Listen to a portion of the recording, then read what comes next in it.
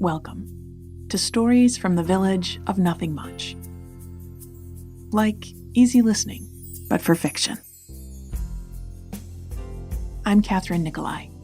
I write and read all the stories you'll hear on the Village of Nothing Much. Audio engineering and sound design is by Bob Wittersheim. Thanks for joining me for some New Year's stories. If you listen to my bedtime story podcast, Nothing Much Happens, you may have heard these stories before. Or, more accurately, you may have heard the first 2 minutes of them and then conked out and awoken the next day with pretty much no idea of what the story was about. And that's why we created this show. It's a daytime version of my simple, wholesome stories to help ground you, ease anxiety, and connect you to the pockets of joy that still exist even on stressful days. So welcome to the Village of Nothing Much. We hope you'll enjoy your stay.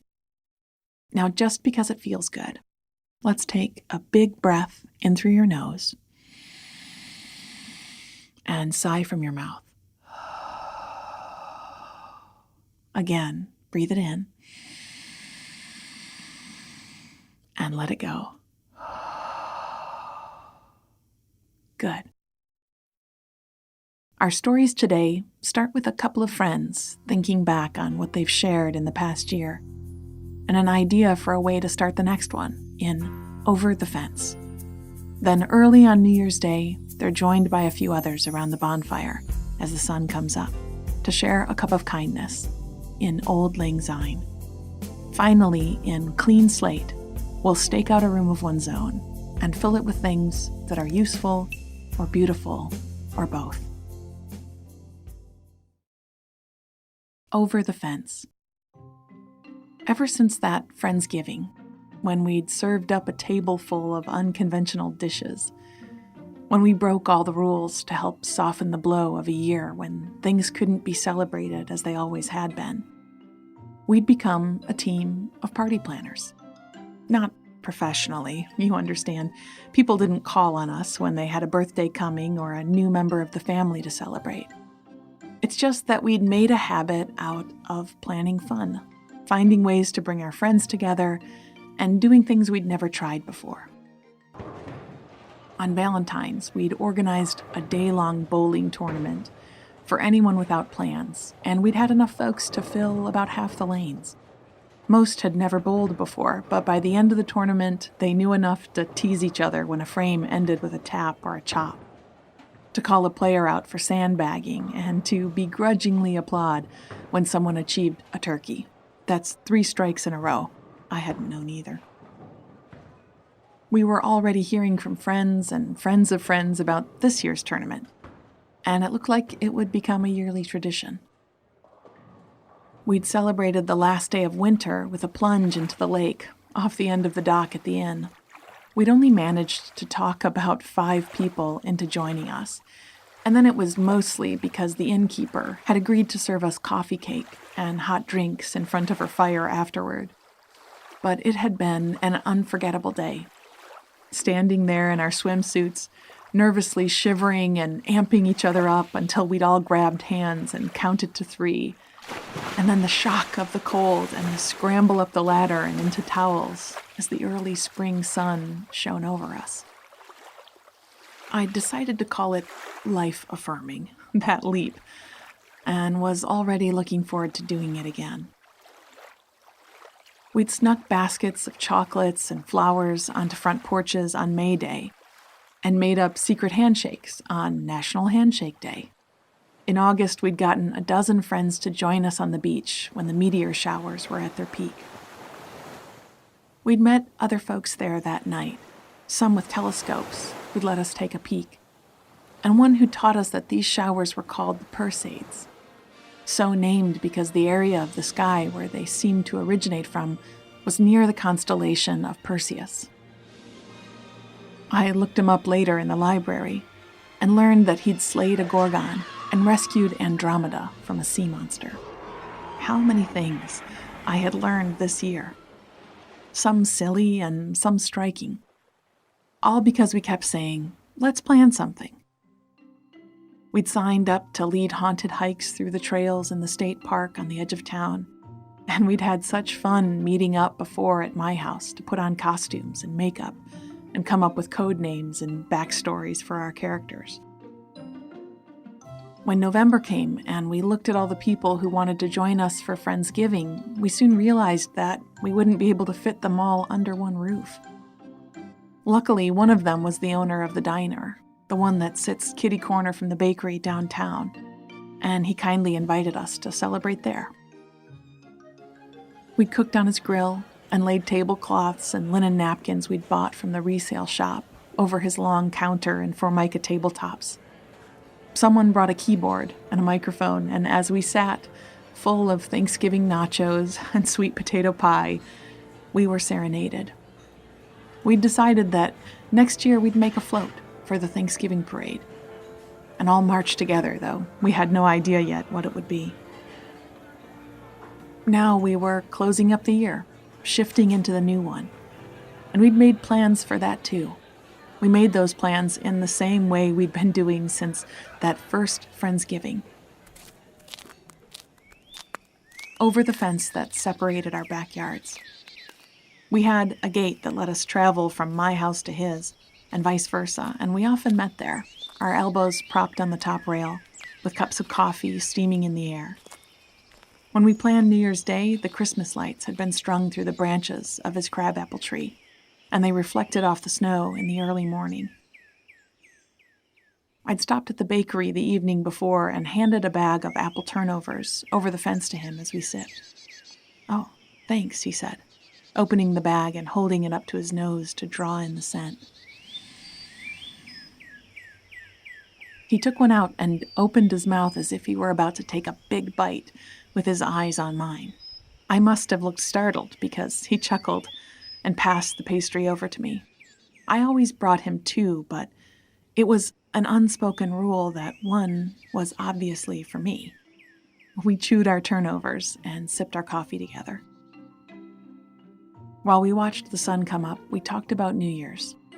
Of course, there was New Year's Eve to celebrate, but that all seemed a little tired to us. Our friends who went out to dance and dine would do so. We wanted something different. I remembered a tradition I'd read about somewhere, in which, at the stroke of midnight, people opened their windows and tossed out any broken things they'd been holding on to. Chipped wine glasses and busted toasters were heartily defenestrated, and the street sweepers would come by a few minutes later and clear it all away.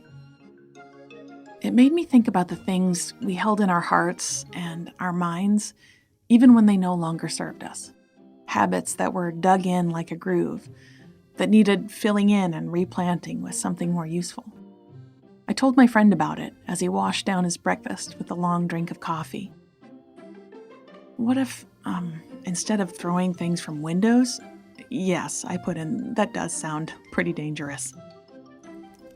What if we had a bonfire, and everyone wrote down the things they were letting go of, and we all tossed them in? And what if we had it before the sun came up on New Year's Day, I said, here in the pit in my yard. And afterward, we all walked to town for bagels. He lifted his cup to mine, and we toasted the idea. A big bonfire, the pre-dawn light of a brand new year, a list of worn-out worries or tired ways of thinking to shed, and a few friends to share it with. Life-affirming, I called it.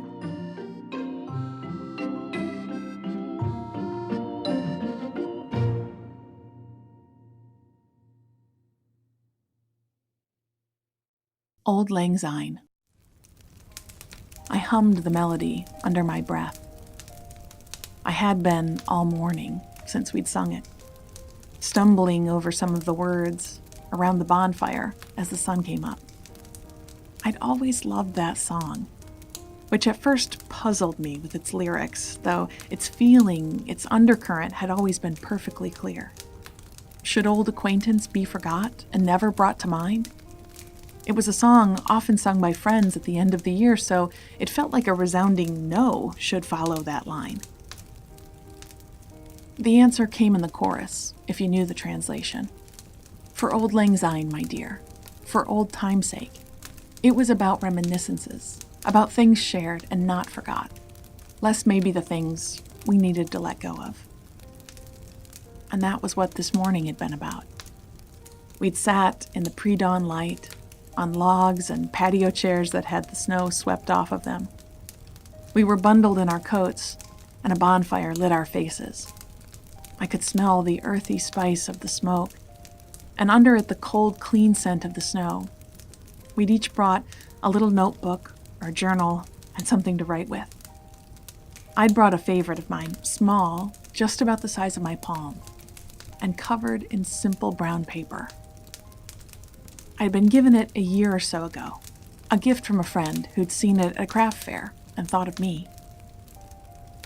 At first glance, it had been so plain that I'd been on the verge of being insulted that such a bare, boring object had brought me to mind.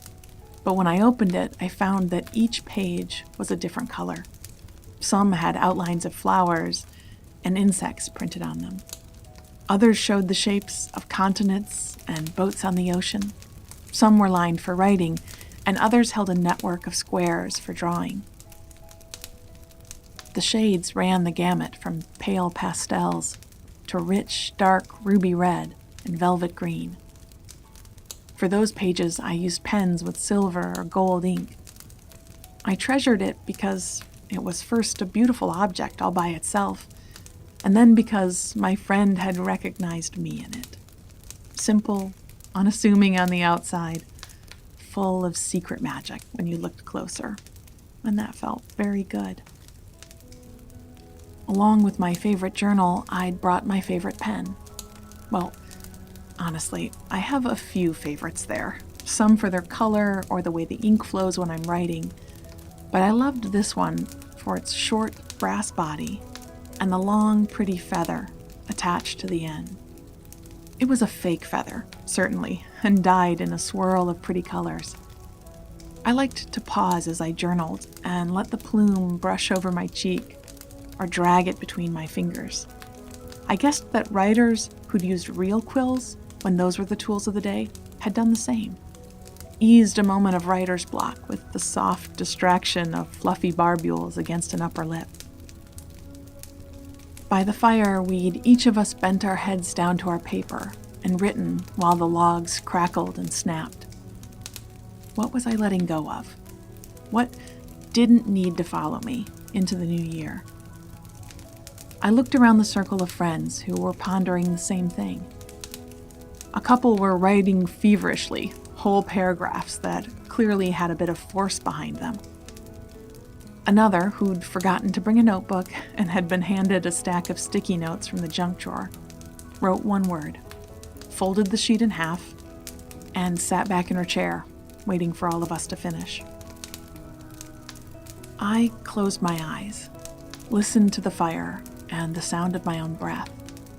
I felt my booted feet resting on the patio stones and noticed the touch of my scarf against my neck. I did this sometimes when I wanted to focus, when my mind felt like water rushing through a colander, drifting in 100 small streams rather than one potent current. I spent a few breaths just cluing back into what my senses were picking up.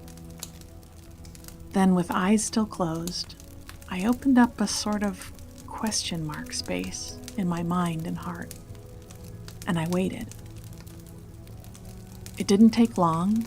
Within a second or two, a thought stepped forward and raised its hand to suggest what should be written on the paper. And I felt the transference of weight from my shoulders to somewhere outside of my body as I wrote. In fact, I sat taller after and rolled my shoulders down my back and let out a slow sigh. I didn't like the idea of ripping paper from my journal. I didn't like the jagged edge of a torn sheet among my pretty flowers and sailing ships. So I'd written my words on the center page that was held in place with a couple of metal brads. I eased up their fasteners and slid the whole page out. I tucked my feathered pen back into the book and closed it up.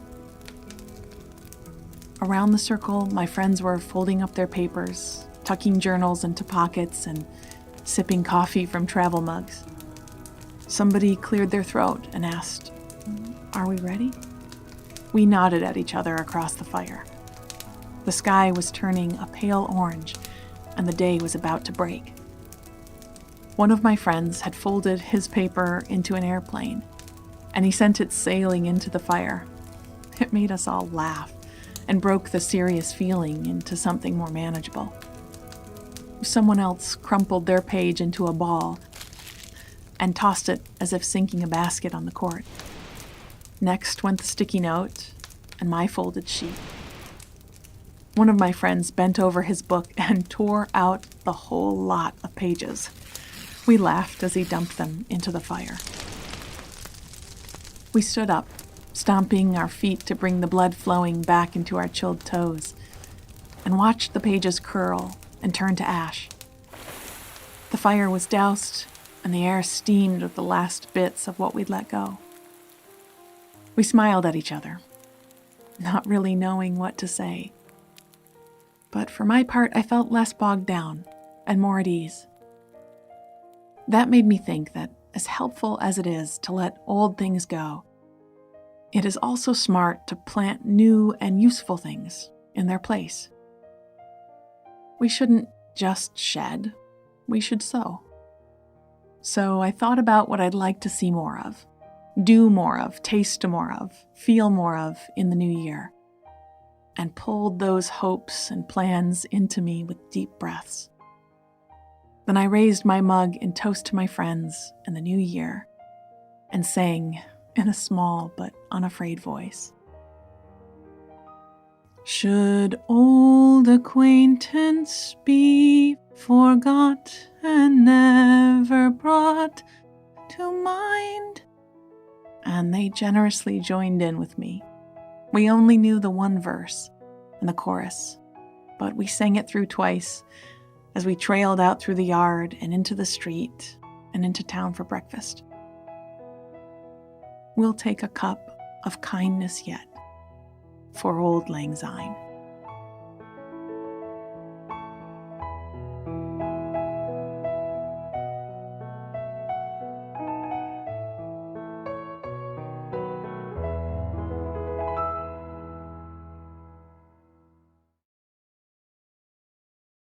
Clean slate.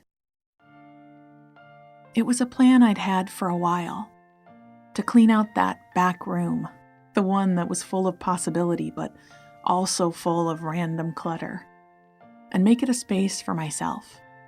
I'd started a few weeks ago, sorting through boxes and rehoming the mismatched lamps and forgotten things that had ended up there, just because we didn't know what to do with them at the time.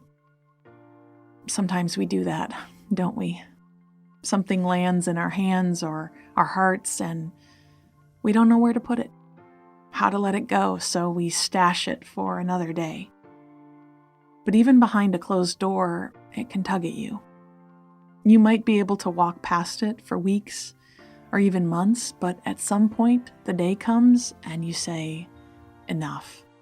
I want this space back. So I'd been adamant, a box or two a day, sorting out the things I wanted and letting go of the things I didn't. And soon I had a clean, empty space. I'd even vacuumed into the corners and gotten the ancient bobby pins and paper clips out from between the planks and the floor. I dusted down the floorboards and polished the window panes till they sparkled. And for a bit, I just enjoyed the emptiness. It felt restful to me. I'd seen an article once. The headline had made me laugh. It said, 75 ways to simplify your life. Well, 75 seemed like much too high a number to result in the simplification of anything. But the gist of all those words could be boiled down to these. Figure out what matters to you. Let go of the rest. And I supposed before I put things back into this clean room, I wanted to have a clear idea of what mattered. I wanted a space for my watercolors, my easel, and my canvases. A desk to lay my sketch pad on, neat drawers to organize my pencils and stacks of charcoal. I wanted a place to keep my favorite books, the ones I reread often, depending on the season and the changing temperament of my heart. Someplace comfortable to curl up to read or nap or daydream. Some things to inspire me, some things to calm me, some things to remind me of where I had been, and some things to spur me toward where I might go. I started with a rug, rolling it out over the oak floor. It was woven with warm fibers in shades of cerulean and aureate that would keep the chill from my feet on cold days. I turned it this way and that till I found the right spot for it. Then, and with a bit of help, I brought in my desk. I'd found it in the antique shop downtown, and I'd been carefully cleaning it, brightening up the wood with polish and shining up the drawer pulls. The style was what was called a secretary desk. It had a hinged panel that lowered down in the front to create a level work surface, cubbies and small drawers just the size for my supplies, a hollowed-out space to lay your pencil in, and when it was folded up, it could lock with a tiny key. When I'd found it in the shop, the key was missing, and I was a bit heartbroken over it. Keys fall into that category of objects that, for me, hold a bit of magic in them. And even though I had no reason or need to lock up my desk, I wanted it all the same. The shopkeeper, hearing my disappointment, reached up onto a shelf behind his register and pulled down a box full of old keys. He explained that most of these antique locks were built around only a few styles or cuts, and with a little trial and error, we were sure to find one that fit. He tipped the box out onto the counter, and we poked through the dozens of brass and iron openers. With each one I touched, I wondered what lock it had originally fitted into, and whose secrets and treasured items it had protected, how all those stories had ended. Finally, we found a small key with an iridescent greenish patina he guessed must be made of copper. It smoothly turned in the lock, and since then I'd threaded a green ribbon through its bow and had it ready in my pocket. I took my time filling the drawers, thinking about where I would want everything for ease of use when I was sketching or writing. My boxes of colored pencils, my sharpener, my sealing wax and stamps. They all fit with a curious exactness into the drawers. I slid a fresh journal into one of the cubbies and laid a just sharpened pencil into the groove, then lifted the lid into place. I turned the key in the lock and left it there, the ribbon showing against the warm, polished wood. I set an old-fashioned desk lamp on the top ledge of the secretary, the kind with the green glass shade and pull chain, already looking forward to the sun setting, to needing to pull it and enjoying the pool of light it would cast. Then we brought in a sweet little love seat that had been hanging out unused in an odd corner of the house for years. It had a single arm and a curving retro shape that seemed designed for just one person to stretch out on, and that made it perfect for this room. I added a small table where I could rest my future cups of tea and plump the cushions of the sofa. I'd bought myself a new and incredibly soft throw, and I draped it over the arm. Next, I set up my easel by the window to catch the natural light. I had a collection of photos and illustrations, as well as the first full painting I'd ever done, and they'd been waiting their turn, gathering dust in a closet. Now I'd framed them, and I hung them over my love seat. I'd had these pieces because I liked them. I wanted to look at them. Why had they spent so much time in the dark? The clutter of stuff hadn't left room for the things I loved. I made a quiet promise to myself that this room would only house things that were useful or beautiful or both. I added a bookshelf and filled most of it with my well-loved favorites, but saved one shelf for new books. I'd checked out 5 from the library this week just to slide onto this shelf and to have something undiscovered to look forward to. On the windowsill, I set out a small pot with a young jade plant that I'd propagated from one that sat on my mother's windowsill. She'd told me that these thick-leaved succulents were symbols of fresh growth and prosperity. Finally, I set out a candle on the top of the desk. It smelled of vetiver and cedar. In that same antique shop, I'd also found a small, round pot. It looked like an inkwell, but it was made of rough ceramic and stenciled in bright blue ink against its white stoneware with the name of a hotel in Morocco. When I'd carried it up to the checkout desk, the shopkeeper took a green-tipped match from his pocket and struck it against the rough surface of the pot, and the match crackled into life. Useful and beautiful. Check. It went onto the desk beside the candle, and I filled its blue-rimmed pot with the special tipped matches I'd found at the drugstore. I struck a match. I lit the candle. I turned the key and opened the desk and slid the blank journal out. I picked up my pencil. It was easy now to remember what mattered to me. It felt like it would be easier going forward to let go of everything else. I started to draw.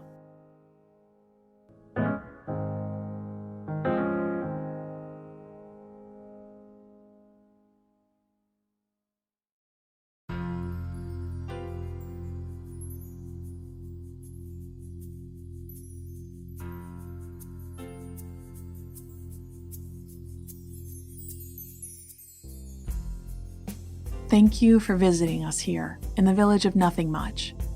We wish you a very happy new year, a cup of kindness, and a room of your own.